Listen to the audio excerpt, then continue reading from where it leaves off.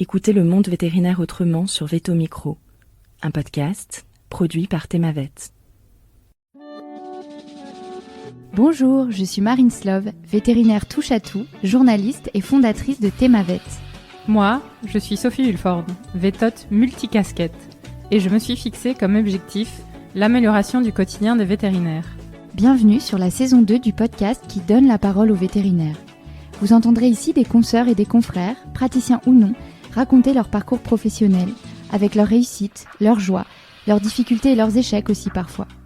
En se confiant sur une tranche de leur existence et en interrogeant leur quotidien professionnel, ils nous démontrent qu'il y a 1000 façons d'être vétérinaire. Nous avons voulu ici nous raconter tels que nous sommes vraiment.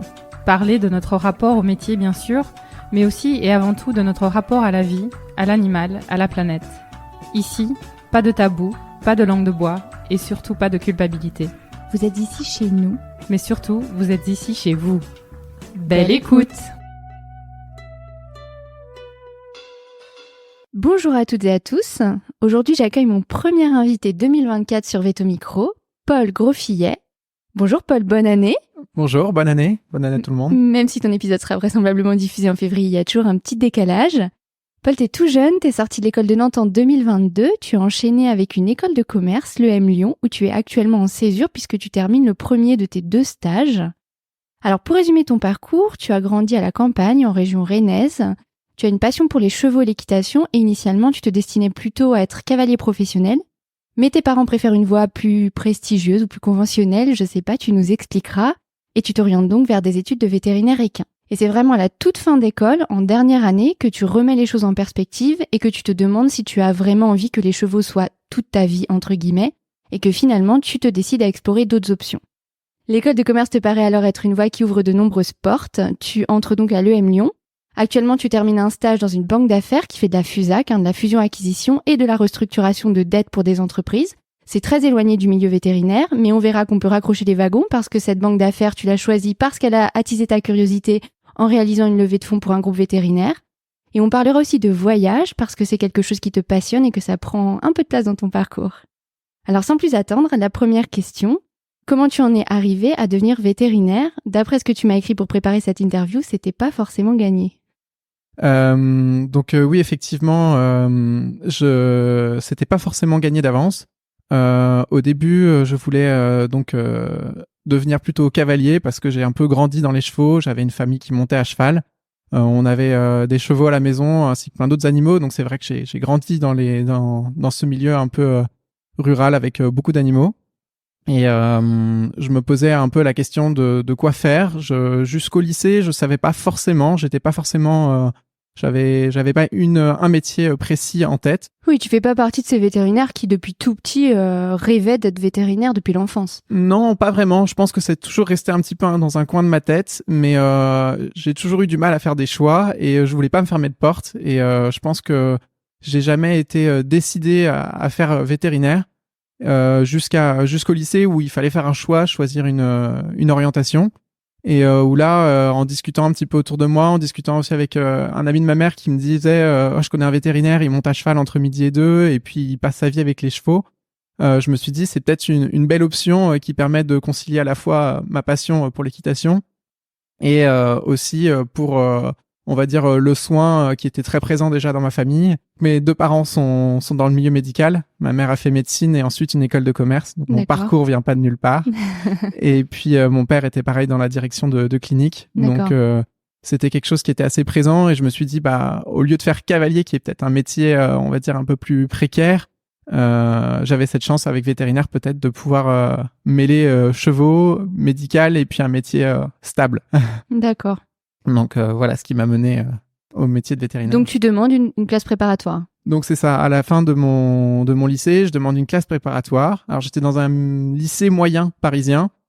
J'étais plutôt bon élève, jamais très concentré, mais avec plutôt des facilités. Donc j'ai eu la chance j'ai fait une demande pour des classes préparatoires. Je pense que j'ai eu les yeux un peu plus gros que le ventre. J'ai demandé des très bonnes prépas parisiennes et en province.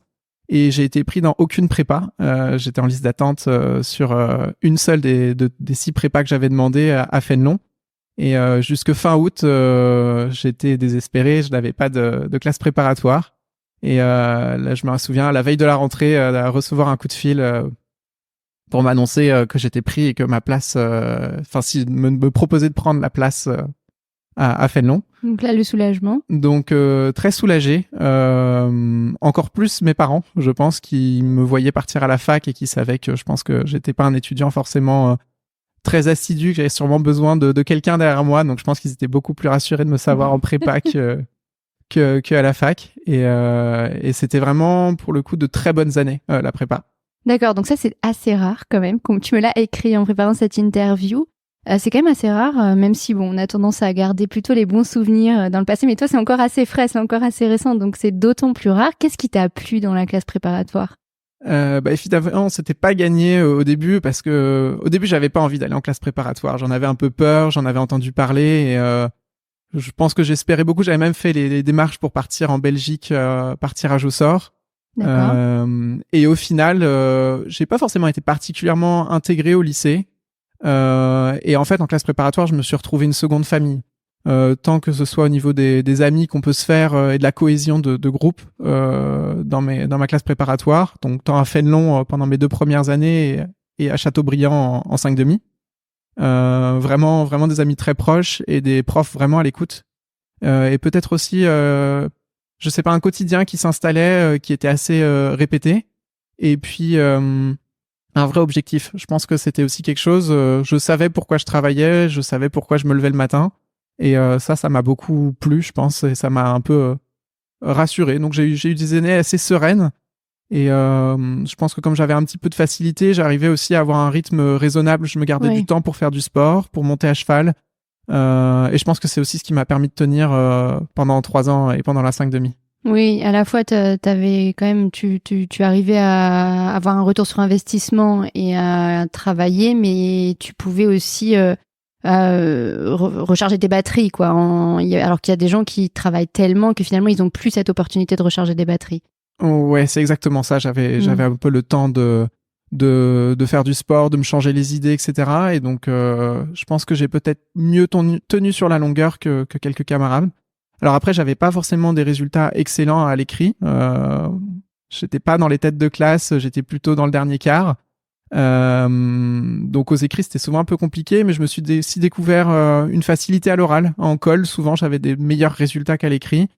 Et ça s'est révélé la même chose au concours avec des très bons résultats aux oraux la première année. Donc j'ai pas eu veto aux écrits. Les profs nous encourageaient quand même si on souhaitait faire 5,5 à recommencer le concours, à faire les oraux.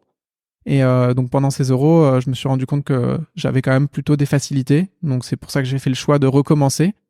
J'avais de très bons amis qui voulaient absolument recommencer à Fénelon parce que ils étaient de région parisienne et moi j'avais un petit peu envie de peut-être changer de cadre parce que je m'entendais peut-être un peu trop bien avec mes amis et que je faisais des fois peut-être un peu trop la fête. D'accord. Et je me suis dit je vais faire une demande pour faire 5,5 dans un autre endroit ailleurs pour un petit peu plus m'isoler et puis laisser la place à ceux qui avaient vraiment envie de rester en région parisienne. Bon, il se trouve que j'ai retrouvé d'autres très bons amis et que j'ai aussi bien profité étonnamment en prépa à Châteaubriand. En 5,5. En 5,5. Mais voilà, ça m'a permis aussi d'avoir peut-être une autre approche avec d'autres professeurs et puis donc de revoir le programme sous un autre angle. Et ça m'a peut-être aidé à avoir vétérinaire au final. D'accord. Donc on en est au moment où tu intègres. Donc tu intègres l'école de Nantes. Et moi, il y a quelque chose qui m'a marqué dans la préparation de cette interview, parce qu'il y a quand même un fait important, c'est qu'à ton entrée en école vétérinaire, tu parles d'un burn-out qui va durer plus de 6 mois. Alors, est-ce que tu peux nous parler de cette intégration en école vétérinaire et puis de nous dire comment rétrospectivement tu analyses cette période ? Alors, je sais pas si justement j'intériorisais pas un peu tout ce qui se passait en prépa. Effectivement, à l'arrivée des résultats, comme tout le monde, j'étais très impatient. Et au moment de l'arrivée des résultats, j'étais en vacances avec une amie et je me rends compte qu'en fait, au moment où on m'annonce que je suis pris en veto, j'ai un peu un vide qui s'installe, un peu un blackout. Je me sens pas particulièrement heureux. Oui, tu ressens pas de joie en fait. J'ai plein d'amis qui pleuraient de joie et moi j'ai ressenti en fait du vide. Oui, d'accord, ok. Et au fur et à mesure du reste des vacances avant d'intégrer, le vide s'est un peu amplifié. Je sais pas, une angoisse qui s'est installée et je me suis un peu demandé ce qui se passait, presque à stresser parce que je stressais, enfin une espèce de boucle infernale. Et t'en as parlé de cette absence d'émotions positives au moment de l'annonce des résultats ou tu t'es dit... J'en ai un petit peu parlé autour de moi et c'est aussi là que je me suis rendu compte que d'autres étudiants, quelques-uns, étaient dans le même cas que moi. Donc D'accord. je me suis dit que c'était peut-être quelque chose qui pouvait arriver à d'autres personnes. Alors est-ce que c'est un contre-coup de la prépa, le fait d'avoir un objectif en tête, de toujours penser qu'à ça, et puis au final, une fois l'objectif atteint, d'être un peu dans le vide. Ouais, c'est marrant. Moi, je me souviens d'avoir ressenti une joie immense personnellement. J'ai jamais entendu ça, mais c'est possible ce que tu dis. Par contre, je l'ai entendu beaucoup, ce que tu décris pour des résultats de collège européen. C'est une espèce de vide et justement, même pas de soulagement, d'absence d'émotion. Du coup, quand les gens sont bordés. Mais je l'ai pas entendu pour le concours veto, mais c'est pas parce que je l'ai jamais entendu que ça n'existe pas, mais c'est intéressant. Ok, je sais pas exactement, et donc ça a pris un petit peu de temps. Alors j'arrivais quand même à m'intégrer. J'ai eu une chouette semaine d'intégration. L'école vétérinaire pendant ces 6 mois, c'est bien passé, mais ça a perduré quand même pendant 5-6 mois.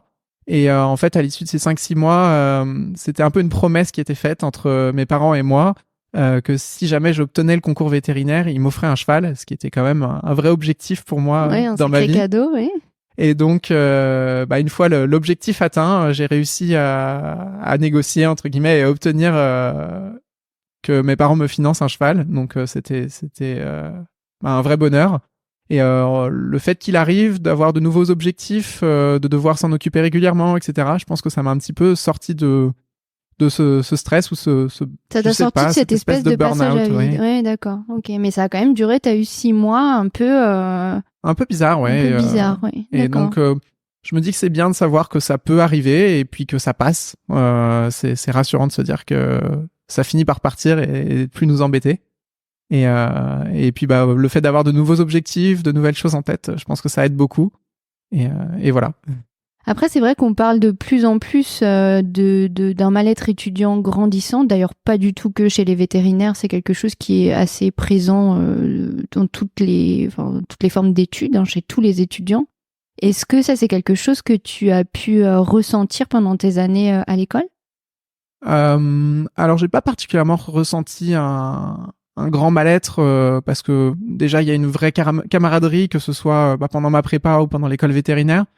Donc je pense qu'on a quand même fait beaucoup d'événements, on organise plein de choses, il y a beaucoup d'entraide. J'ai l'impression qu'il y a aussi beaucoup d'écoute, plus que dans les années de lycée. En tout cas, je me suis senti plus écouté, et il y a eu plus d'échanges entre nous.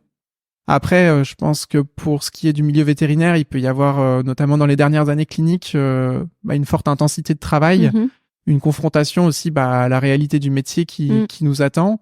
Mais c'est souvent dans ces années-là que le mal-être étudiant s'installe. Et là, effectivement, je pense que j'ai vu quand même plusieurs personnes autour de moi et j'y suis aussi passé pendant ma reconversion et pendant mon questionnement interne, des périodes où j'étais pas forcément bien parce que on a tellement investi, on a tellement donné pour devenir quelque chose ou devenir un objectif qui est pas forcément concret. Quand ça commence à se concrétiser, oui, effectivement, on peut se poser des questions, ça peut ne pas forcément être facile. D'accord, ok. Qu'est-ce que tu en retiens de ces années d'école ? Quelles sont les choses qui ont été le plus enthousiasmant pour toi avant qu'on aborde cette dernière année où finalement tu as eu un petit changement de cap ? J'ai beaucoup aimé déjà la vie étudiante. Je trouve qu'elle est très riche, elle est très dense et par rapport à l'école de commerce, je la trouve très familiale. C'est vraiment agréable de connaître toute l'école.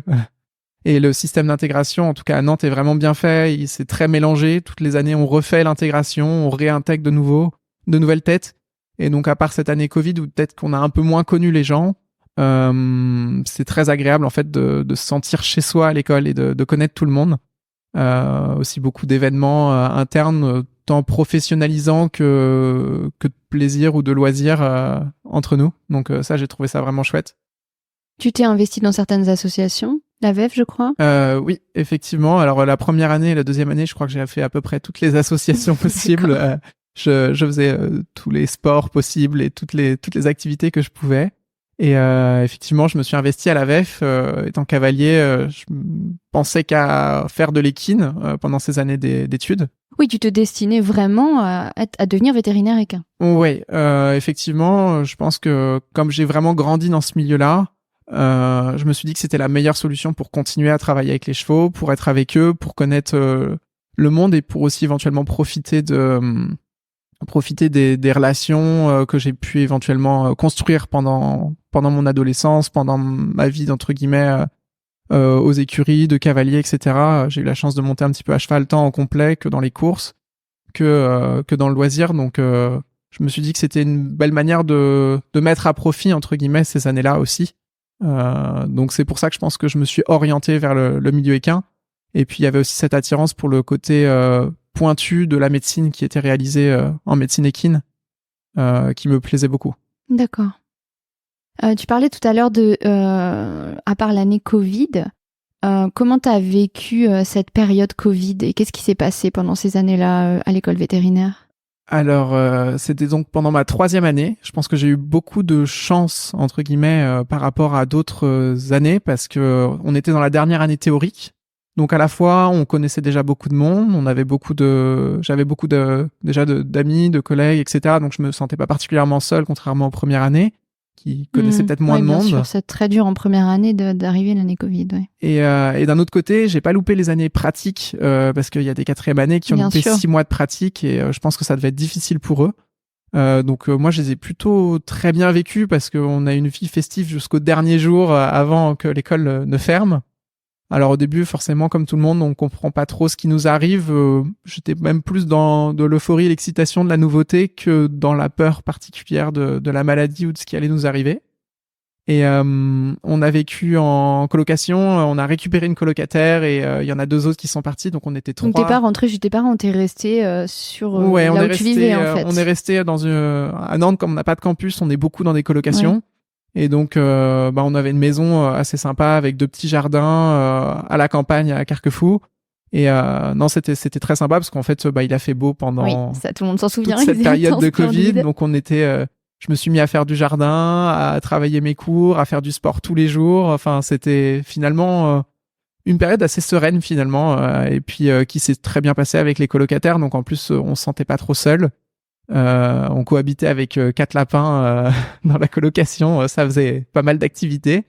Donc finalement, c'était une bonne période, pas forcément évidente pour assimiler tous les cours qu'il y avait à assimiler parce que forcément un peu moins de motivation et de facilité à apprendre comme ça à distance. Parce que vous aviez du coup les cours en dématérialisé, c'est ça ? C'est ça, ouais. On avait tous les cours en dématérialisé, donc c'était le début des visios, donc ça marchait pas toujours comme il fallait, etc. Oui, mais ça a quand même plutôt bien fonctionné. On a les preneurs, donc nous aussi, on avait des gens à l'école qui prennent les cours et qui nous les écrivent. Les Ronéo, alors vous applaudissez les preneurs à Nantes, les Ronéo à Lyon, Alfort. L'équivalent.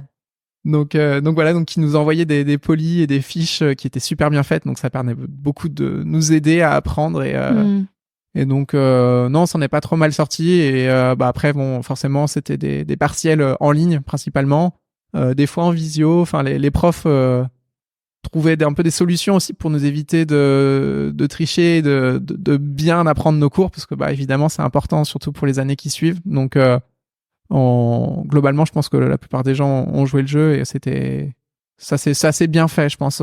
Ils s'en sont bien sortis parce que c'était pas évident de s'adapter comme ça à la dernière minute. Oui, d'accord. Toi, t'en gardes pas du tout un souvenir traumatisant en tout cas. Non, plutôt positif finalement. Ok. Et alors, en dernière année, il y a un revirement, c'est-à-dire que tu vas réinterroger tes objectifs professionnels. Est-ce que tu peux nous expliquer comment et pourquoi ?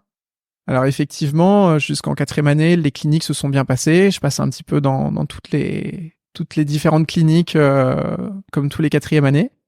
La partie équine se passe même plutôt bien. J'étais plutôt content et je me posais pas encore vraiment la question de après. Honnêtement, jusqu'au milieu de ma 5e année, j'ai pas forcément posé la question de qu'est-ce que c'est le métier après, qu'est-ce que je vais faire ensuite. T'es dans la curiosité du présent, la découverte, exactement. etc.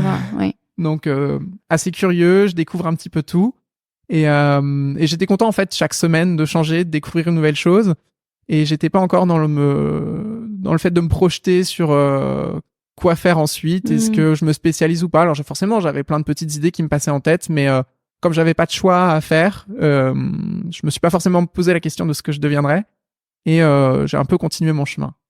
Et effectivement, en 5e année, le début, donc on a pas mal de cours théoriques, donc ça se passe super, etc. Pas forcément non plus à me poser de questions. Et ensuite, je retourne faire des périodes de réserve dont on pourra parler après et de stages qui se passent très bien. Et vient ensuite, donc du coup, 6 semaines de stage dans un hôpital équin en Normandie. Et là, c'est 6 semaines de stage où il y a quand même beaucoup de travail. Et je pense que ça a un petit peu joué. On était peu de stagiaires et il y avait beaucoup de besoins. Il y avait des chirurgies la nuit. Il y avait, je me rappelle, il y avait eu plusieurs autopsies. Enfin, un contexte pas forcément simple qui a commencé à me poser question, on va dire, parce que je me suis dit, est-ce que j'ai envie de vivre à ce rythme-là? Peut-être que mon cheval aussi me manquait à ce moment-là, parce que j'avais pas pu l'emmener de temps en temps quand je pouvais. Je l'emmenais mon cheval là où je partais en stage. Là, étant donné le rythme et la quantité de travail, c'était compliqué, et puis j'avais pas forcément trouvé d'écurie à ce moment-là. Pour autant, c'était un stage, donc un exemple. C'est ça. C'était un seul exemple, mais je me suis posé la question et ça a commencé à me trotter dans la tête. Et à ce moment-là, j'ai commencé à demander à certains praticiens si ils continuaient à monter à cheval, s'ils avaient une vie entre guillemets cavalière, et puis un peu les questionner sur le reste de leur vie, parce que ça me posait question et je me suis dit je vais devoir faire un choix. Notamment, j'avais commencé à faire les démarches pour faire des demandes d'internat. Et ça me posait un petit peu la question de est-ce que leur vie me fait envie, et est-ce que j'ai envie de faire tout ça, parce que ça m'intéressait, mais je commençais à être moins dans la découverte et plus dans on va dire ce qui est normal, dans la répétition des actes, etc. Et je commençais à me dire, je commence à ne plus découvrir de nouvelles choses et à devoir me projeter sur, forcément. Oui, là, t'étais dans la projection de ta vie future. C'est ça. Et là, j'ai commencé à me poser un petit peu des questions. Et donc, c'est comme ça que je me suis retrouvé à commencer à questionner un petit peu le sujet. Et ça s'est prolongé pendant les années, pendant la suite de l'année, pendant les périodes cliniques à l'école, où c'est pareil, on est un petit peu dans la répétition de certains actes. Et on va dire je devais pareil me projeter, je devais continuer à avancer sur mes projets d'internat, et puis pareil, une certaine intensification du travail. On en a déjà un petit peu parlé je crois que certains auditeurs ont déjà abordé le sujet, mais c'est vrai que on était peu de 5e année équine, donc il y avait c'est vrai que ça dépend des années. Il y a des années où quand il y a peu de 5e année équine, tout de suite il y a plus de travail à fournir. C'est ça, oui, il y avait quand même une belle activité, et qui, je pense, est assez en plus grandissante à Nantes, parce qu'on n'a pas beaucoup d'hôpitaux équins autour de l'école. Et puis voilà, une année où il y avait peu d'étudiants qui étaient intéressés par ce cursus-là. Et donc, forcément, c'est normal, il faut que le travail soit fait. Donc, je pense qu'il y avait une certaine intensité de travail qui m'a aussi posé question. Et je me suis dit, j'ai plus le temps. Et ce qui m'a fait aussi peur, plus forcément l'envie d'aller voir mon cheval quand j'avais du temps libre. Oui, parce que moi, tu m'as écrit que tu as eu peur de faire une overdose de chevaux. Effectivement, je pense que je suis assez curieux, je touche un petit peu à tous les sujets, et là, je mangeais, dormais et vivais chevaux. Et autant la partie sportive et la partie équitation me manquaient, autant la partie soins m'intéressait, mais me passionnait pas autant que peut-être certains collègues vétérinaires, enfin des étudiants qui étaient dans la même promotion que moi ou dans les années suivantes, qui dès qu'il y avait un cas, se posaient énormément de questions, allaient chercher dans les bouquins, etc. Et ça m'intéressait, mais j'avais pas l'impression d'être autant absorbé, entre guillemets, par le diagnostic, par le suivi de tout ça. Oui, d'accord. En fait, tu t'aperçois que la démarche diagnostique intellectuelle t'intéresse, mais pas outre mesure, et que finalement, c'est presque le milieu qui t'intéressait plus, et que par ailleurs, tu as une curiosité intellectuelle qui fait que là, toi, tu as peut-être besoin de plus de diversité. Oui, exactement. Je pense qu'il y a un peu de ça. Et puis, forcément, je commence à aussi ouvrir un peu mes oreilles, regarder autour de moi et me projeter éventuellement dans d'autres endroits. Alors, j'avais fait des démarches pour aller à Saint-Hyacinthe, j'avais fait des démarches pour certains internats, donc j'avais quand même ces possibilités-là, mais je voulais quand même m'ouvrir potentiellement à d'autres sujets. C'est là que j'ai commencé aussi à en discuter un petit peu autour de moi et à oser entre guillemets en parler aussi parce que c'est pas évident. Je m'étais tellement impliqué dans le milieu équestre, j'avais fait tous mes stages en équine. J'en avais aussi parlé dans ma famille, à mes proches. Donc en fait, tout le monde m'attendait comme leur futur vétérinaire équin Oui, qui d'accord. allait les aider. Et ça a été aussi difficile d'en parler et de se dire, en fait, mon futur, il m'appartient et il appartient pas forcément à mon entourage. Et puis finalement, ils ont tous compris entre guillemets ce choix un petit peu de changement d'orientation et certains l'ont pas compris tout de suite, mais c'est venu après. Et Oui, il y a une petite étape où tu as dû t'affirmer et déjà C'est ça. accepter toi-même et ensuite faire valoir ce choix-là. Effectivement, c'est pas forcément très simple, je pense, ce changement d'orientation. Je pense que ce soit toi, n'importe quel vétérinaire, Non, ou n'importe non, quelle non. personne qui change un peu d'orientation, Tout à forcément fait. l'entourage se demande ce qui arrive. On est beaucoup à être passé par là. Ouais. Et alors, comment tu en arrives à te dire je vais faire une école de commerce? Alors, forcément, comme je le disais au début, j'ai été un petit peu influencé par ma mère, qui est passée à peu près par le même chemin que moi il y a quelques années, parce qu'elle a fait médecine et à l'issue de son école de médecine, en dernière année, elle se rend compte que je crois qu'elle était en psychiatrie et en dermatologie, et elle se rend compte que c'est des spécialités qui l'intéressent pas. C'est là qu'elle se met à faire santé publique et à coupler santé publique avec une école de commerce. D'accord. Et donc, forcément, j'ai abordé le sujet avec elle. J'en ai un petit peu parlé, éventuellement de mes projets. J'envisageais tout, éventuellement la recherche. Vu que je faisais une thèse en recherche en phytothérapie, je me suis dit que ça pouvait être un sujet qui pouvait m'intéresser. J'avais envisagé plein d'autres potentiels métiers, entre guillemets, qui pouvaient être connexes à vétérinaire, notamment inspirés par certains précédents podcasts ou certains je suis ravie échanges. que Veto Micro serve à ça aussi. Et puis forcément, en discutant avec mon entourage, je me suis rendu compte que l'école de commerce, c'était peut-être l'option qui m'ouvrirait le plus de portes. Ça a vraiment l'avantage d'être très généraliste. Oui. Et donc de m'ouvrir entre guillemets toutes les portes. Et comme j'ai beaucoup de mal à choisir, je me suis dit que c'était une option. Donc j'ai engagé un petit peu les recherches et puis les démarches pour pouvoir s'inscrire en école de commerce. Donc il faut passer un test d'anglais que je me D'accord. souviens avoir passé un lendemain de nuit de garde parce que pareil il fallait caler ça dans l'emploi Bien du sûr. temps et dans le travail, donc c'était pas forcément évident. Donc, pendant ta 5e année, du coup. Donc Ouais. pendant ma 5e année, alors les profs j'ai pu avoir des échanges avec aussi mes professeurs pour leur expliquer mon questionnement, etc. Parce que c'est pas non plus rarissime, on est d'accord. Non, je pense qu'ils ont été plutôt à l'écoute. Je pense qu'il y a eu au début un peu d'incompréhension, peut-être parce que ma motivation a un peu changé, et comme j'étais quelqu'un de très motivé avant et qui s'est posé des questions, forcément au début il y a forcément eu un questionnement.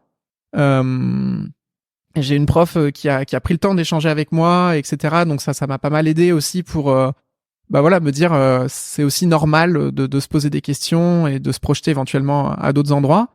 Et puis voilà, ils m'ont aussi permis de m'absenter pour faire ces étapes-là. Donc ça c'est quand même assez chouette. Et donc voilà, donc j'ai préparé ce test d'anglais et aussi préparé ce qu'on appelle le TAJMAJ, donc qui est un test un petit peu qui ressemble un peu à un test, je dirais, de QI. Enfin c'est un test un peu spécifique que souvent les étudiants préparent pendant un certain temps avant de le passer. Donc j'ai eu un score qui m'a permis d'avoir une école, mais qui n'était pas non plus très préparé, on va dire. Et donc voilà, à l'issue de ces deux tests-là, j'ai été pris avec mon dossier.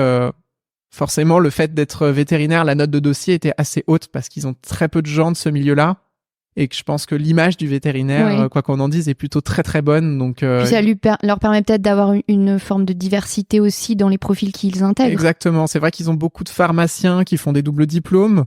Ils ont peut-être des gens du milieu médical, mais en tout cas des vétérinaires, je crois qu'ils en ont pratiquement jamais. J'ai eu la chance quand même de discuter avec quelques étudiants qui, avant moi aussi, m'ont conforté dans ce choix-là.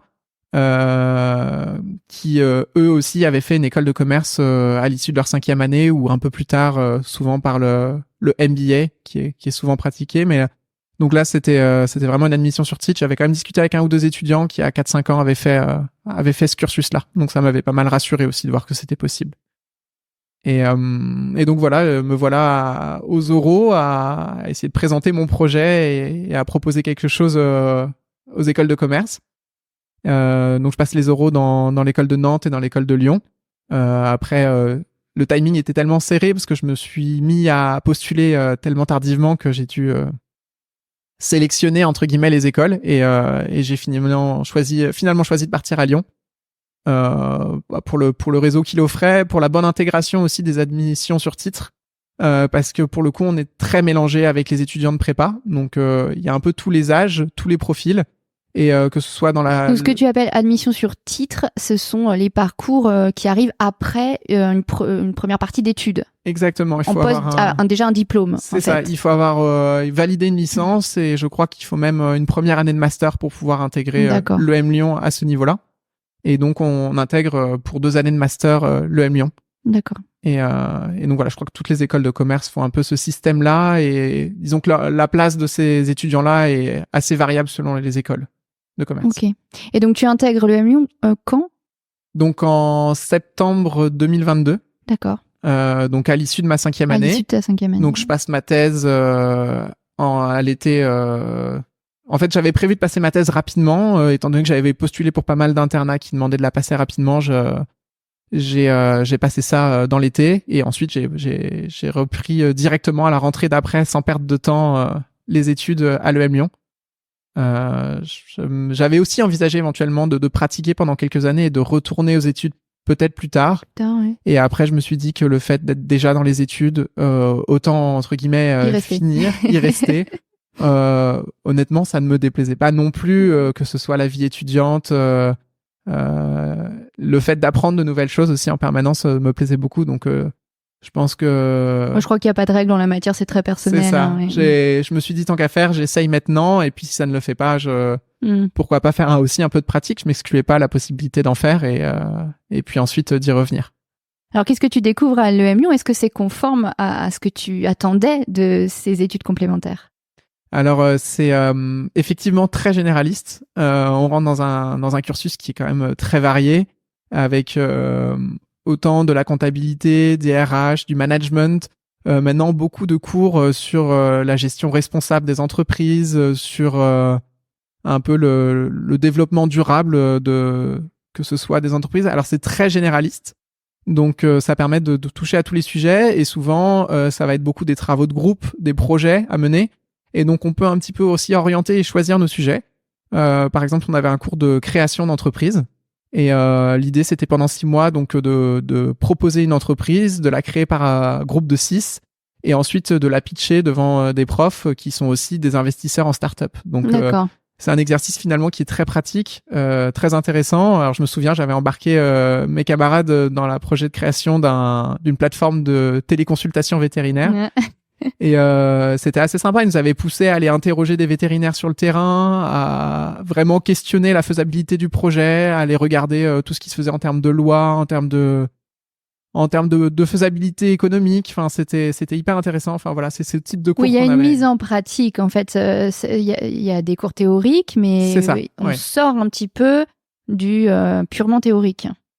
Ouais, effectivement, on sort du théorique et on sent qu'il y a une vraie volonté de mettre en pratique les choses.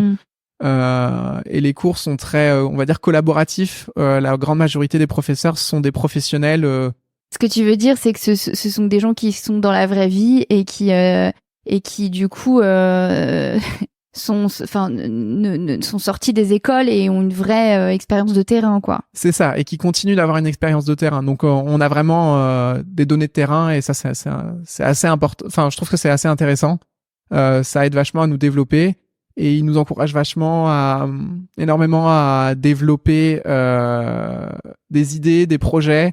Ils nous soutiennent en cas de volonté de créer notre propre entreprise. Donc ça, c'est des choses qui sont assez chouettes.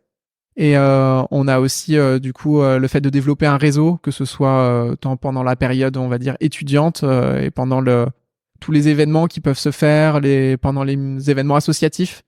C'est vrai que la vie étudiante est très différente entre vétérinaire et école de commerce. Et ça tient à quoi ? Je pense que ça tient beaucoup au budget. Il y a énormément plus de budget. Il y a énormément de sponsors, beaucoup de soutien financier, donc c'est vrai qu'il y a beaucoup plus d'événements. Je crois qu'il y a plus d'un événement par jour à l'EM Lyon. D'accord. Donc ça peut être... Il y a combien d'étudiants à l'EM Lyon ? je dirais 1000-1200 étudiants en D'accord, tout. ouais, c'est quand On même est conséquent. 400-450, je dirais, dans la promo à peu près. Et donc oui, effectivement, on est quand même très nombreux. Et puis le campus se prête vachement, que ce soit aux événements festifs. Il y a 35 associations, quelque chose comme ça. Donc il y a des associations pour tous les goûts. Et chaque association organise que ce soit des soirées à thème en appartement, des soirées en ville, des événements collaboratifs, des événements professionnalisants. Donc c'est vrai que par rapport au côté vétérinaire qui on va dire, est beaucoup plus famille et beaucoup plus fait main, on a, mais qui est aussi son côté très sympa et qui m'a peut-être aussi un petit peu manqué, le côté famille. Il faut vraiment rentrer dans une association, ce que j'ai fini par faire pour, on va dire, retrouver un petit peu ce groupe et ce côté famille. Euh, il y a ce côté, on va dire, plus extraordinaire, entre guillemets, à l'EM Lyon. Je me souviens du week-end d'intégration. C'était 3 jours dans un énorme camping avec 8 piscines et avec un concert de Feder à la fin du week-end, quoi. Donc c'est vrai que c'est Ouais, autre Les chose. systèmes de financement sont pas exactement. Voilà. Mais c'est aussi très sympa. C'est un autre milieu et on passe du tout au tout, mais les deux sont très sympas à vivre. Et le coût d'une année. Alors effectivement, il faut y penser aussi. Ouais. À l'EM Lyon, on est aux autours de 18 000 € l'année, sachant qu'il y a 2 ans à financer, donc ça fait Ouais. quand même 36 000 € à investir. Alors comme beaucoup d'étudiants, j'ai fait un emprunt étudiant. Les banques, entre guillemets, prêtent pratiquement à taux zéro et soutiennent beaucoup cela, mais il faut pas oublier que c'est quelque chose qu'il faut ensuite rembourser. Ouais. Et on donc, est d'accord que c'est à peu près les mêmes tarifs qu'HEC, c'est à peu près Voilà. aligné. Hein. Oui. Ouais, j'ai l'impression que toutes les écoles sont à peu près similaires en termes de prix. Et c'est vrai qu'il faut pas oublier que ensuite il va falloir travailler pour rembourser tout ça. Ce qui met une certaine pression aussi dans la sortie de l'école de trouver rapidement un travail et puis un travail aussi qui est rémunérateur. Donc des fois on peut aussi être poussé à faire un choix dans le métier par rapport à ça et ça c'est pas forcément évident. Donc c'est vrai que c'est assez sélectif. Je crois qu'ils font quand même beaucoup d'efforts sur les étudiants boursiers et les étudiants qui ont besoin d'aide pour ou réduire les frais ou les soutenir financièrement pendant cette période-là. Du moins, c'est une donnée qu'il faut avoir en tête, quoi. Mais voilà, c'est sûr que pour se lancer là-dedans, il faut quand même se dire, voilà, je m'engage aussi à une certaine somme d'argent, à payer une certaine somme d'argent et à devoir la rembourser ensuite. Donc, en ce moment, tu es en césure. Donc ça, c'est un choix. Pourquoi tu fais ce choix de la césure ? Alors, comme je le disais, j'ai un petit peu de mal à choisir et à m'orienter. Je pense que je me posais encore pas mal de questions à l'issue de ma première année, qui est finalement très généraliste, donc qui nous ouvre à tous les possibles.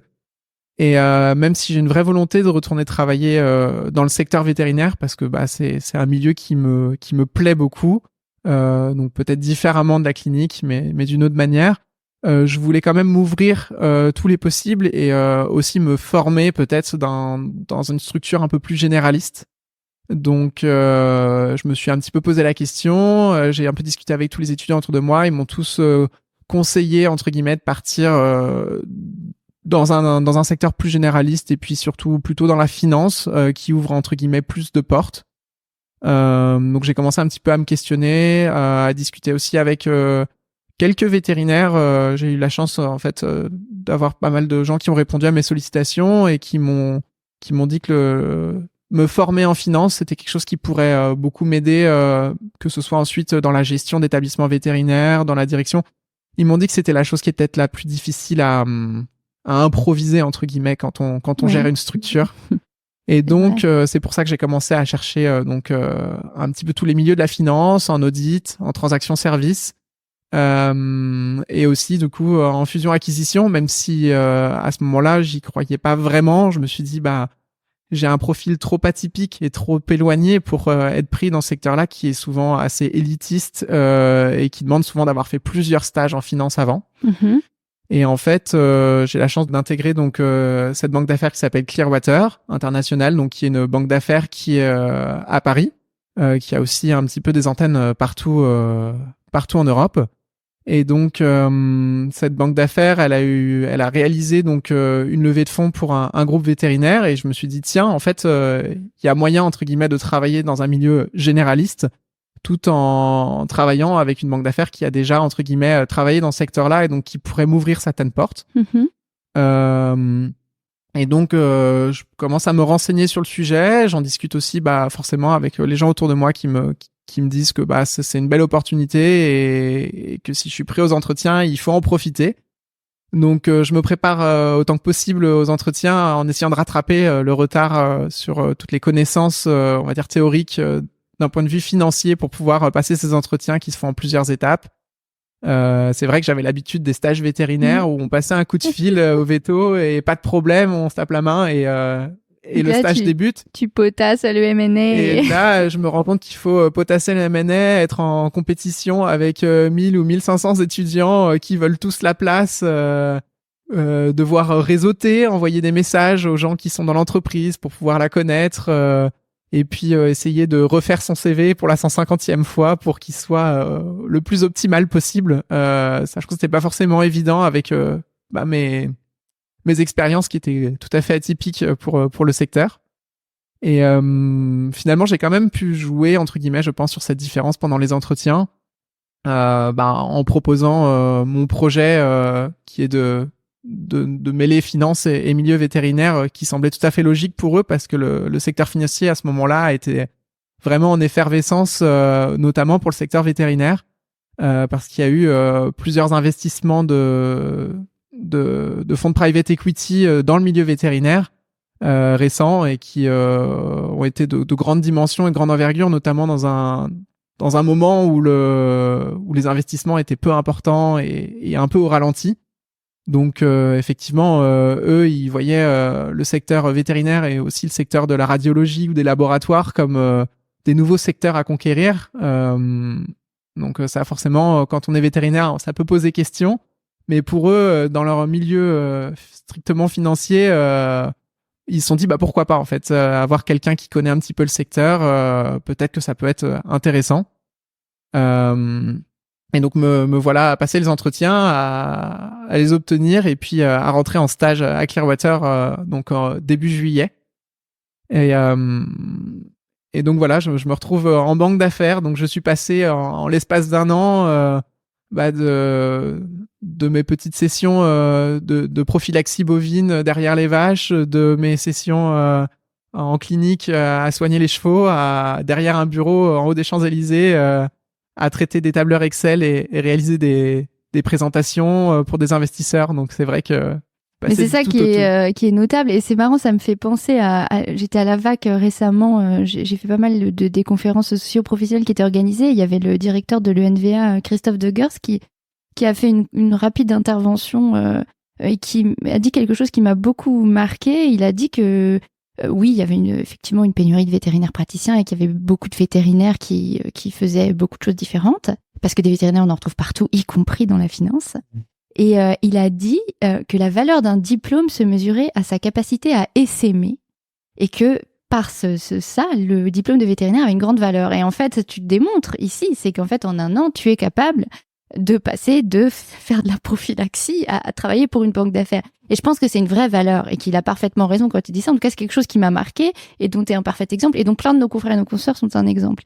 Et c'est vrai que ça fait la valeur de notre diplôme. C'est-à-dire qu'il y a quelque chose dans notre sélection, probablement, là, de tout ce qu'on apprend, notre capacité à apprendre, qui fait qu'on est capable de faire ça, on est capable d'apprendre. Tu te dis, t'as préparé cet entretien, c'est-à-dire tu t'aperçois que tu veux faire ce stage dans cette banque d'affaires, tu n'y connais rien au M&A, à la fusion-acquisition, mais n'empêche que tu te débrouilles pour passer ces entretiens et apprendre. Et ça, c'est une vraie valeur. Et c'est une valeur qui, en tout cas, c'est quelque chose qu'on nous apprend à l'école vétérinaire.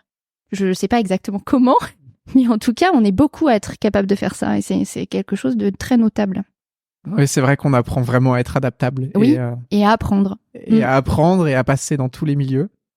Et donc voilà, donc dans ce stage de M&A à Clearwater.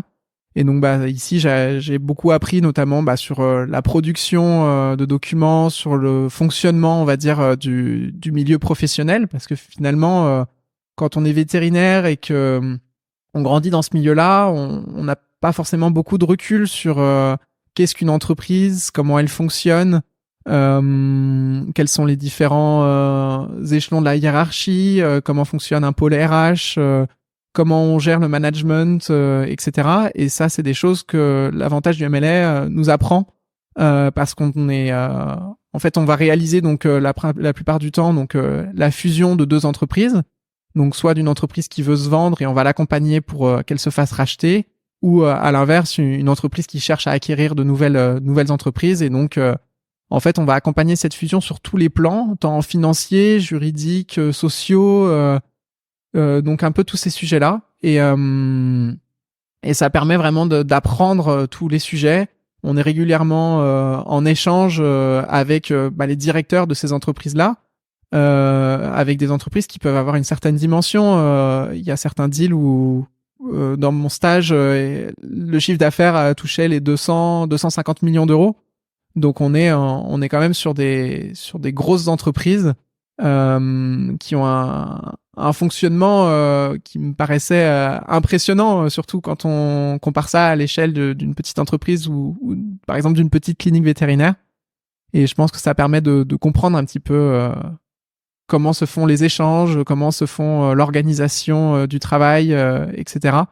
Et donc j'ai beaucoup appris pendant ce stage à ce sujet-là. Et puis ça permet aussi entre guillemets de bâtir un certain réseau, que ce soit au travers donc des collègues, des autres stagiaires qui vont avec qui on a travaillé en collaboration et qui vont potentiellement ensuite soit rester dans cette entreprise-là, soit travailler dans d'autres entreprises. Donc je pense que c'est des gens avec qui on peut rester en contact.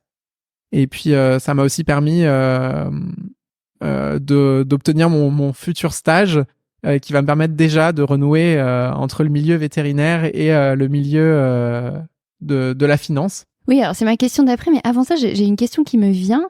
On parle souvent d'une jeune génération en quête de sens qui remet plutôt en question l'ultra-capitalisme, alors notamment au travers du prisme de l'écologie, du prisme du travail, alors même s'il faut se méfier des grandes généralités générationnelles. Et là, tu fais le grand écart entre finalement le secteur du soin, donc tu dis même que familialement, t'en es plutôt issu, donc la grande famille du care, et le secteur de la finance. Sur ce plan du sens, est-ce que toi, tu y trouves ton compte ? Qu'est-ce que tu y découvres ? Est-ce que ça soulève chez toi des interrogations ? Effectivement, ça soulève quelques interrogations. C'est pas évident. Honnêtement, pour le moment, je me place plutôt en tant qu'observateur. Oui, je me doute. C'est-à-dire que pour le moment, je préfère regarder et constater, entre guillemets, on va dire les impacts positifs et négatifs que peuvent avoir la financiarisation d'un milieu ou des investissements, etc. C'est vrai que j'ai pu, à certains moments, que ce soit au travers d'échanges, au travers de discussions, au travers d'entretiens, me rendre compte que des fois il y a un certain détachement des professionnels de la finance vis-à-vis du soin, qui ne se rendent pas forcément compte que chercher une rentabilité et permettre un certain bien-être des patients et des vétérinaires et des professionnels qui travaillent dans ce milieu-là, il faut, des fois l'équilibre n'est pas forcément placé au même endroit, mais pour le moment on va dire que je suis plutôt en observateur et je sens bien qu'il n'y a pas non plus une volonté mauvaise des personnes qui sont dans le milieu financier, qui est simplement la rentabilité. Il y a quand même une certaine réflexion et je pense que eux se posent quand même de plus en plus la question. Et que ce soit tant sur le plan social que le plan écologique ou le plan RH, management, etc. Il y a quand même une vraie question qui, j'ai l'impression, se pose de plus en plus dans ce milieu-là, et le fait de le constater de l'intérieur, c'était intéressant. Après, à voir évidemment comment ça va évoluer dans les années à venir. Forcément, j'en ai un petit peu aussi discuté en famille, parce que le milieu de la médecine humaine a suivi un petit peu le même développement que la médecine vétérinaire. Avec pas mal d'avance. 20-30 ans de ça, donc exactement au moment où ma mère est rentrée dans le même secteur et a constaté aussi ce sujet-là. Et ça a aussi apporté son lot de choses positives.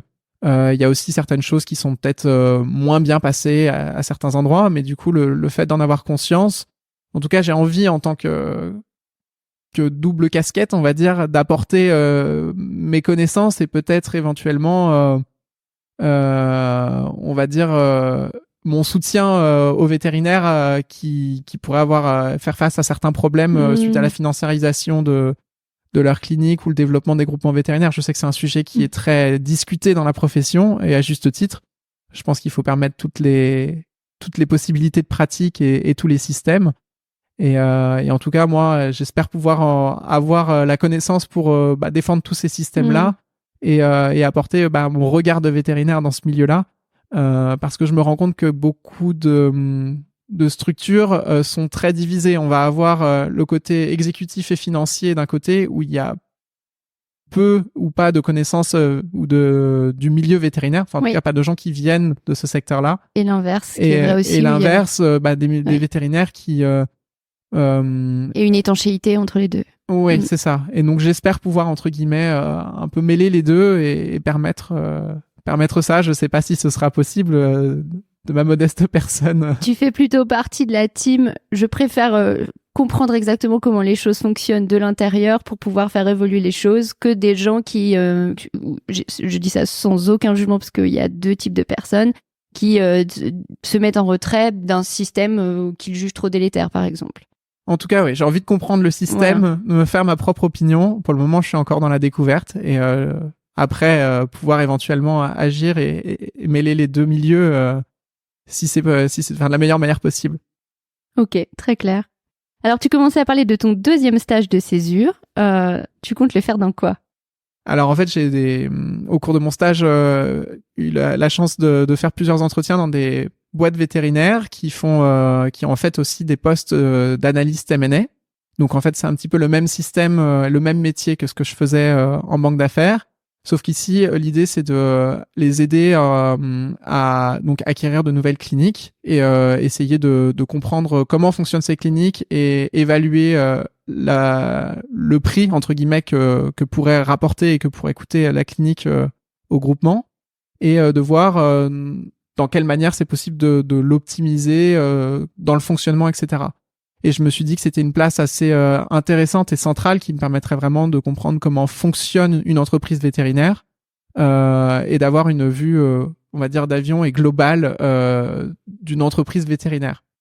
Donc voilà, je vais faire mon prochain stage dans un groupe pour essayer un peu de comprendre tout ça. Et l'objectif, c'est une fois de plus d'apprendre et de comprendre le fonctionnement et puis après de voir, entre guillemets, si c'est quelque chose que je veux continuer de poursuivre ou si je souhaite peut-être m'orienter plus je sais pas dans le management ou dans la direction ou plus du côté RH, je sais pas. En tout cas, pour le moment, je suis encore dans une phase de découverte, mais je me dis que c'est une bonne opportunité pour un peu avoir accès à tous les sujets. D'accord, ok. Tout à l'heure, on a dit qu'on y reviendrait, alors je refais un petit bond en arrière, mais t'as dit que t'étais réserviste, et je crois que tu l'es toujours aujourd'hui, donc tu cumules plusieurs casquettes. Est-ce que tu veux nous en dire un peu plus sur cette partie-là ? Alors effectivement, à l'issue de ma deuxième année, à cette époque-là, donc j'étais très axé sur les stages équins, et on devait faire un stage en non libéral. À l'époque, ça pouvait être un peu tout et n'importe quoi. Et comme moi, j'étais quand même plutôt branché chevaux et clinique à ce moment-là et que j'avais pas particulièrement envie de m'orienter vers un laboratoire ou un abattoir ou ce genre de choses. Ouais, c'est plus obligatoire le stage des DPP abattoir. Je pense que c'est redevenu obligatoire, mais on a été dans une période où l'intitulé était simplement non libéral. D'accord, ok. Nous, c'était effectivement deuxième année obligatoire. Et donc, me voilà à chercher un stage en non libéral. Et en fait, quand j'étais à Paris, je montais à cheval à l'école militaire de Paris, qui est encore un centre équestre au pied de la Tour Eiffel, donc qui est très sympa, mais qui est un centre équestre militaire, donc qui est ouvert aussi aux personnes qui sont non militaires. Et donc, j'avais eu la chance de me retrouver là-bas et à monter pendant 5 ans à cheval là-bas. Et donc, j'avais demandé au colonel qui gérait la section s'il était possible de faire un stage chez leur vétérinaire, parce que j'avais vu qu'il y avait un petit pôle vétérinaire juste à côté. Et il m'explique qu'en fait, le vétérinaire qui s'occupe des chevaux, il est pas sur place, il est à Fontainebleau. Il me donne les contacts et me voilà à Fontainebleau pour faire mon stage de non libéral, donc finalement en clinique avec les chevaux, donc exactement ce que je voulais faire. Et dans un contexte militaire, donc on est sur la base militaire de Fontainebleau, à l'école militaire d'équitation de Fontainebleau, où en fait il y a toute une antenne vétérinaire avec tout ce qu'il faut, salle de consultation, salle de chirurgie, entre 200 et 250 chevaux dans les écuries à l'école militaire d'équitation de Fontainebleau, avec des super beaux bâtiments qui datent d'époque. Et puis en fait c'est l'endroit à Fontainebleau où ils forment tous les chevaux militaires, donc où ils sont achetés à 3-4 ans, où ils sont formés et où ensuite où ils sont redispatchés dans les différentes sections et caisses militaires. Donc il y a à peu près en tout je dirais 1000 chevaux en France qui sont des chevaux militaires et qui servent à la formation des familles militaires, qui servent au rayonnement des sports équestres militaires et qui peuvent servir aussi à donner des cours à certains civils qui peuvent avoir la chance d'en profiter. Donc c'est dans la volonté de conservation du patrimoine et de promouvoir le sport qu'il y a encore tous ces chevaux-là. Et donc il faut bien un vétérinaire pour les soigner. Et donc me voilà donc en stage à Fontainebleau. Et au cours de ce stage, j'étais donc avec donc différents vétérinaires donc qui sont tous militaires de profession. Donc forcément avec chacun un grade associé, avec certains niveaux de responsabilité. Mais finalement, le fonctionnement quotidien ne diffère pas beaucoup d'une clinique vétérinaire classique, à part qu'il y a un vrai avantage dans le sens où il n'y a pas de clients, comme tous les chevaux appartiennent à l'armée. Il n'y a plus cette discussion, on va dire, de l'investissement, du coût des soins. Donc ça, c'est très chouette d'avoir ça simplifie un peu les mains libres. Ça simplifie process, beaucoup la communication. Et puis voilà. Donc ça, c'était quand même assez confortable. Et en plus de ça, ils m'ont laissé pas mal pratiquer, toucher les choses et former, ce qui est pas toujours évident en stage en équine. Je pense que le fait pareil qu'il n'y ait pas la pression du propriétaire derrière qui veuille absolument que tout soit parfait et qu'il en ait pour son investissement facilitait la chose. Et pendant ce stage, je rencontre aussi un réserviste. Donc je découvre par ce stage-là le fait que c'était possible d'être donc du coup en soutien et de venir donc ponctuellement aider cette antenne vétérinaire, tout en ayant l'avantage, notamment quand on est étudiant et cavalier, donc pas riche du tout, parce qu'un cheval coûte cher, la possibilité d'être rémunéré pour donner un coup de main et en plus d'être formé. Donc je me suis dit c'est le trio gagnant. Et donc c'est pour ça que ils m'ont proposé à l'issue de mon stage de réaliser un dossier, ce que je me suis empressé de faire. Et donc voilà, depuis ma 2e année d'école vétérinaire, je suis réserviste à Fontainebleau. Donc ça consiste en un soutien donc des vétérinaires et en fonction de mes compétences, ils m'ont laissé faire de plus en plus de choses jusqu'à faire des gardes en autonomie pendant mes dernières années d'études. Et donc assurer les soins, les urgences et finalement toucher un petit peu à tout tout en ayant leur soutien et leur formation, ce qui était vraiment agréable et confortable. Et donc forcément je me suis un petit peu posé la question, est-ce que je vais avoir la possibilité entre guillemets de rester, parce que j'aime quand même garder ce pied dans la pratique. Concrètement là c'est des petits créneaux de garde le week-end de temps en temps? C'est ça. Donc en fait on s'engage à donner 3 à 90 jours par an. Donc c'est assez large, on va dire, dans les possibilités. Ils vont me demander en fait de temps en temps quelles sont mes prochaines disponibilités. Donc souvent ce dont ils vont avoir besoin, ça va être plutôt les week-ends ou pendant les vacances scolaires, ou si jamais il y a un des vétérinaires qui lui est engagé peut partir à l'étranger, et donc ils vont avoir moins de personnel, et donc ils sont contents d'avoir quelqu'un qui peut venir les soutenir l'antenne et puis les aider dans les tâches du quotidien. Et donc voilà, donc c'est des périodes ponctuelles et c'est toujours selon mes disponibilités et leurs besoins. Et donc ça a été assez variable. Il y a des années où j'ai fait 5-6 semaines, il y a des années où j'ai fait quelques week-ends.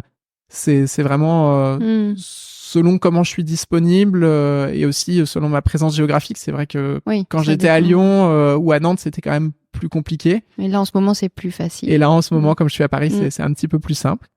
Et donc effectivement, encore cette année, pendant mon stage en fusion-acquisition, il m'arrivait de partir le vendredi soir du travail et de prendre directement la voiture direction Fontainebleau pour enchaîner de la même journée, on va dire, de la banque d'affaires aux soins des chevaux qu'il y avait à Fontainebleau.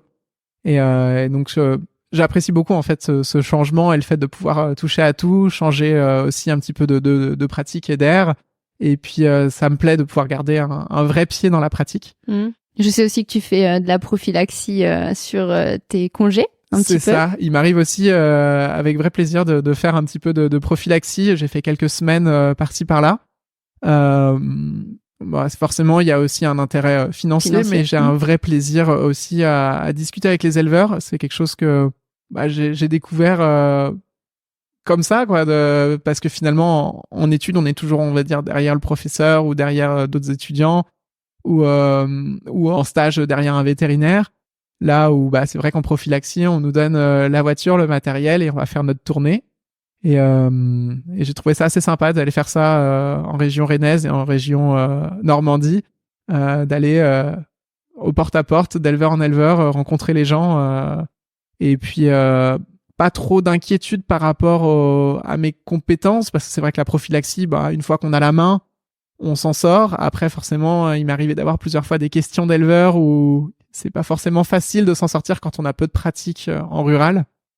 Et où on doit répondre à 2-3 questions. Oui. Parce que je m'en souviens eux, ils voient très bien la carte vétérinaire, donc on se doit, entre guillemets, d'avoir une réponse. Donc c'était pas toujours évident, mais je m'en suis sorti et j'ai quand même eu pas mal de plaisir à faire ça, même si parfois c'était un petit peu dangereux. Bon, ça c'est les risques du métier et de la prophylaxie. Mais non, dans l'ensemble, je m'en suis plutôt bien sorti. J'ai vraiment eu du plaisir à faire tout ça. Alors ça m'inspire une question, parce que tu as dit que tu voulais garder un pied. Est-ce qu'il y a cette peur de renoncer à quelque chose en choisissant une autre voie? Alors tu l'as dit un peu que tu avais du mal à choisir, tu l'as dit plusieurs fois. Oui, forcément, il y a un peu cette peur de renoncer. Moi, je pense que dans ma vie idéale, si je pouvais pratiquer 1 ou 2 jours par semaine, en plus de mon autre métier, ça me permettrait à la fois de garder une connaissance et des compétences dans un secteur, et puis de profiter, de travailler sur d'autres sujets et d'avoir d'autres compétences. Je pense que si je pouvais, je ferais un métier par jour, par semaine. Je crois que c'est un long chemin. On est beaucoup à avoir. C'est long. C'est long de devoir choisir. C'est vrai que c'est un long cheminement, mais ça me fait penser. J'avais interviewé Tiffaine Ragnaud qui fait du bateau. Je sais pas si tu l'as écouté son épisode. Oui. Et c'est pareil. Elle avait beaucoup de mal à concilier la voile et son métier de vétérinaire parce qu'elle ne peut pas renoncer à aucun des deux. Mais je crois que c'est un dilemme qu'on a tous en nous, parce que ce sont des études pour lesquelles on a beaucoup investi. Oui, effectivement. Et puis, un vrai plaisir quand même de savoir, pas envie de perdre les compétences. Oui, il y a ça, puis il y a une vraie identité, je pense aussi. Oui. Complètement. Est-ce qu'on aurait oublié quelque chose? Alors, j'aimerais aussi éventuellement parler de mon stage à l'étranger que j'ai fait pendant mes études vétérinaires. Alors, je devais le faire l'été de 3e année. Forcément, ça a été décalé à cause du Covid. Et en fait, je suis parti avec une ONG qui s'appelle Objectif Sciences Internationales, qui est une très chouette association qui, en fait, propose des périodes on va dire, entre guillemets, de vacances scientifiques. D'accord. Qui sont en fait du volontariat dans des associations. On pourra mettre le lien dans les commentaires. Ouais. Et en fait, donc je suis parti uniquement parce que j'ai discuté avec une ancienne étudiante vétérinaire qui était partie avant moi et qui m'avait très très bien vendu ce voyage. Et aussi parce que je crois que le film de Sylvain Tesson n'était pas encore sorti, mais l'intitulé du voyage me faisait rêver. Donc c'était aller étudier les panthères des neiges au Kyrgyzstan. Magnifique. Donc ça m'a vraiment vendu du rêve. En plus, elle m'a dit on part à cheval pendant 6 semaines dans les montagnes. Parfait. Donc je me suis dit c'est exactement ce qu'il me faut. Et donc je suis parti faire 6 semaines de stage, donc 2 fois 3 semaines d'expédition dans les montagnes, dans des réserves naturelles entre le Kyrgyzstan à la frontière chinoise. Et c'était vraiment extraordinaire. C'était une belle découverte. Donc je suis parti avec une équipe de 3 personnes puis 5 personnes qui sont des volontaires qui peuvent avoir un peu tous les profils d'études ou de formation, etc., d'âge.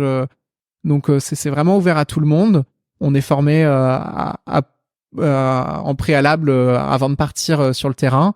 Et en fait, l'idée, c'est de prêter une paire d'yeux et une paire de mains pour pouvoir aller observer la nature et comptabiliser donc à la fois les proies et les prédateurs qui sont présents dans cet écosystème, et poser des pièges photographiques donc qui viennent capturer les passages de la panthère dans les endroits les plus propices à leur passage. Et donc c'était vraiment chouette. On est parti comme ça complètement en autonomie avec un très bon encadrement. On avait donc une encadrante française, une personne locale kirghize qui faisait l'intermédiaire aussi, qui parlait ou français ou anglais, et puis kirghize. Et puis avec 3 gardes de la réserve qui, eux, sont là pour assurer, entre guillemets, notre sécurité en cas de besoin. Et puis un petit peu tout ce qui est logistique, notamment vis-à-vis des chevaux.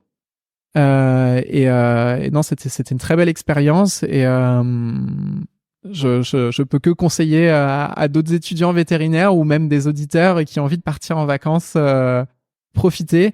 Ça a de gros avantages, notamment le fait que il faut malheureusement, obligatoirement financer, entre guillemets, ce départ-là, même si on vient donner un coup de main, parce que ça permet de financer tout le matériel scientifique sur place. Ça permet de financer aussi les gardes de la réserve qui, mine de rien, permettent de maintenir ces réserves naturelles en place. Et donc donc c'est des associations qui sont à but non lucratif, mais qui permettent de perdurer ces choses-là, et donc qui offrent une défiscalisation à 66% du voyage. Ce qui fait que, on va dire, par exemple, pour un voyage de 3 semaines, il faut compter à peu près 1 000 €, tout compris, donc pour toutes les accommodations, la nourriture, etc. Donc voilà, c'est un certain investissement, mais ça reste quand même quelque chose qui est assez raisonnable pour l'expérience que c'est. Et je trouve que finalement, c'est de l'argent qui est bien investi parce qu'il sert à de belles causes. Et ça m'a tellement plu que je suis reparti l'année dernière avec la même ONG sur un autre programme. Cette fois-ci à Tahiti, sur la recherche des dauphins. Donc on a aidé une doctorante à faire ses recherches sur le comportement et l'évaluation de la population de dauphins dans une atoll au large de Tahiti. Et donc pareil, c'était une expérience extraordinaire, à la fois d'avoir toute la connaissance et toute la passion de cette doctorante qui nous a très très bien formés, qui nous a appris énormément de choses, et puis le fait d'être dans un milieu hors du temps. Et puis des plongées extraordinaires avec les dauphins qui sont venus nous voir pratiquement tous les jours de nos plongées. Très belle expérience. Tu recommandes, quoi. Je recommande vraiment. Et puis après il y a d'autres choses dans leur catalogue et dans leurs associations. Donc pas hésiter à regarder. Heureusement que tu es là, parce que sinon j'aurais pas tenu ma promesse de l'introduction en disant qu'on parlerait un peu de voyage. Tu vois, j'avais oublié. Comment on peut te contacter ? Alors, vous pouvez me contacter sur LinkedIn. Je pense que c'est assez simple, ou par mail. On pourra mettre mon mail. Alors, on n'écrit pas les mails dans les commentaires parce que sinon on peut les trouver avec les petits robots. Alors, je sais pas, je l'ai sous les yeux. Ton mail, je peux le donner. paul.nedelec @gmail.com. Merci Paul, du coup, pour ce parcours qui était vraiment différent, je pense. C'est ça que les auditeurs retiendront. Je pense qu'ils auront noté ton dynamisme et ta grande curiosité. Il nous reste à te souhaiter plein de belles découvertes pour ce 2e stage de césure. Et puis, je finirai avec cette phrase de Christophe de Gers, que la valeur de notre diplôme réside dans sa capacité à essaimer. Bonne journée, Paul. À bientôt. Merci beaucoup. Bonne journée. Merci d'avoir écouté cet épisode de Vetomicro. Si le cœur vous en dit, partagez-le à vos amis et à vos collègues, abonnez-vous au podcast et mettez-nous une note de 5 étoiles avec un gentil commentaire. C'est ce qui nous permet de remonter dans les classements et de donner de la voix à la profession. Si vous souhaitez participer à Vetomicro, nous suggérer des invités ou tout simplement nous écrire, faites-le sur l'adresse podcast@themavet.fr. Prenez soin de vous et à la semaine prochaine pour écouter une nouvelle façon d'être vétérinaire.